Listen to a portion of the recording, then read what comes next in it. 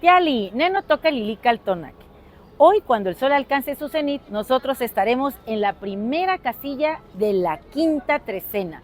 Vamos a iniciar otro periodo de 13 días, pero no solamente 13 días, sino una suma completa de 52 tonaltin. El tonali que abre esta trecena y le da nombre es Acatl.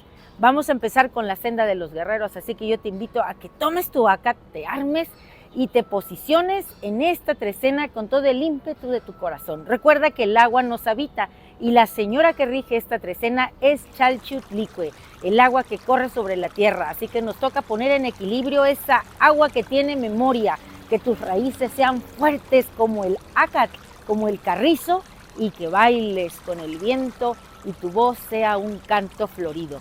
Y en este tonali nos toca dar un grito de guerra. ¡Ay, ay, ay, ay, ay! Tengo que aprender a manejar este bastón de poder. Nos vemos al rato para la lectura completa de este tonali. ¡Timota!